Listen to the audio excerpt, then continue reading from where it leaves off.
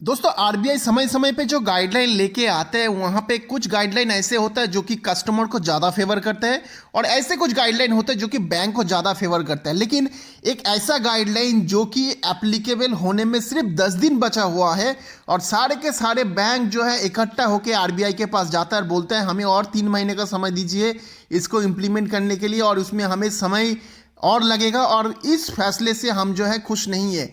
तो समझ लीजिए ये फैसला कहीं ना कहीं कस्टमर के हित में है। मतलब ऐसा ही गाइडलाइन आरबीआई लाया था जिसको इम्प्लीमेंट करने के लिए बोला गया था 1 जनवरी 2024, लेकिन सारे बैंक उस फैसले से नाखुश है और सारे बैंक मिलके 3 महीने का एक्सटेंड करने के लिए बोल रहे हैं। तो वो कौन सा गाइडलाइन था और किस तरीके से कस्टमर को फायदा हो रहा था और बैंक को नुकसान हो रहा था जिसके चलते बैंक इसको बार बार जो है लेट या फिर टालने की कोशिश कर रहे हैं। सो दोस्तों मैं हूं हसन, आप देख रहे हैं यूनिट टू नो। वीडियो में आगे जाने से पहले आपसे रिक्वेस्ट है, अगर चैनल में नए हो तो चैनल को जरूर सब्सक्राइब करिए ऐसे ही फाइनेंस बैंकिंग रिलेटेड वीडियो आगे देखने के लिए।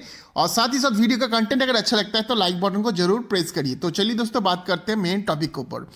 दोस्तों गाइडलाइन समझने से पहले बेसिक कुछ इन्फॉर्मेशन आपको देना चाहूँगा। जैसे आपको भी पता है अगर आप कोई ईएमआई अमाउंट पे करते हो तो ईएमआई के अमाउंट के अंदर बेसिकली 2 कंपोनेंट होता है। एक तो होता है आपका प्रिंसिपल आउटस्टैंडिंग और दूसरा होता है आपका इंटरेस्ट चार्जेस। तो दोनों मिला के होता है आपका ईएमआई।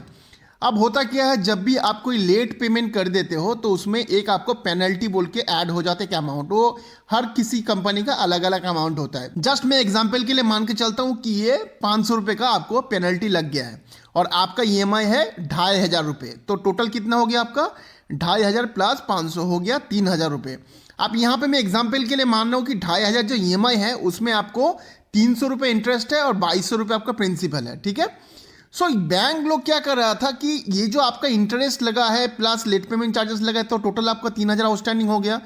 जैसे ही और लेट करते हो तो बैंक क्या कर रहा था, इसके ऊपर जो है इंटरेस्ट चार्जेस कर रहा था जिसको पिनल इंटरेस्ट बोल के ये लोग चार्ज कर रहा था। देखिए यहाँ पे पिनल इंटरेस्ट जो है चार्ज कर रहा था, इस पर कोई दिक्कत वाली बात नहीं है। आरबीआई का कोई इसमें ऑब्जेक्शन नहीं है कि आप जो है पिनल इंटरेस्ट चार्ज कर रहे हो अलग से, उसमें कोई दिक्कत वाली बात नहीं। लेकिन जो चार्जिंग हो रहा था वो हो रहा था ये पेनल्टी अमाउंट जो 500 रुपये लगा है उसके ऊपर प्लस जो इंटरेस्ट था ना वो 300 रुपये उसके ऊपर, मतलब ब्याज के ऊपर ब्याज प्लस पेनल्टी के ऊपर ब्याज।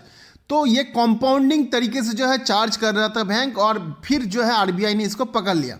आरबीआई बोल रहा है कि भाई ये तुम्हारा जो पिनल इंटरेस्ट का जो फंडा है ये तुम्हारा रेवेन्यू कमाने का टूल नहीं है जो कि तुम अपने मन मर्जी के हिसाब से इस्तेमाल करोगे और एंड ऑफ द डे जो है कस्टमर को ही ये पूरा पैसा एक्स्ट्रा देना पड़ रहा है। आप एक ही लोन के ऊपर बार बार इंटरेस्ट कंपाउंडिंग रेट के ऊपर चार्जेस नहीं लगा सकते। एक बार ऑलरेडी आपने लगा दिया है फिर उसके ऊपर आप कंपाउंडिंग नहीं लगा सकते। हाँ, आपका जो प्रिंसिपल अमाउंट है आउटस्टैंडिंग उसके ऊपर लगा सकते हो कि कस्टमर और अगर लेट करता है तो उसके ऊपर आप चार्ज लगा सकते हो। लेकिन जो इंटरेस्ट लग चुका है ऑलरेडी, जो ईएमआई बन के आया है इंटरेस्ट के साथ, उसके ऊपर दोबारा तुम इंटरेस्ट नहीं जोड़ सकते हो।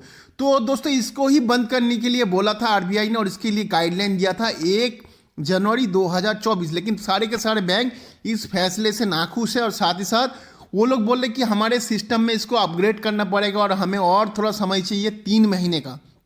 मतलब 3 महीने और समय लगाने की कोशिश कर रहे हैं सारे के सारे बैंक जिससे कि ये जो है लागू ना हो पाए। क्योंकि कहीं ना कहीं दोस्तों आपको ही पता है ये अगर लागू हो जाता है तो बैंक का बहुत सारा रेवेन्यू जो है वो कम हो जाएगा और कस्टमर को जो है कहीं ना कहीं ज़्यादा जो है फ़ायदा होने वाला है।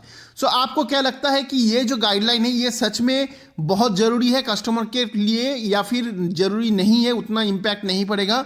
आप अपना राय मुझे जरूर बता सकते हो इस वीडियो का कमेंट सेक्शन में। और अगर आपका कोई कोई क्वेश्चन है तो भी पूछ सकते हो इस वीडियो का कमेंट सेक्शन में। मैं कोशिश करूंगा आपका आंसर देने के लिए।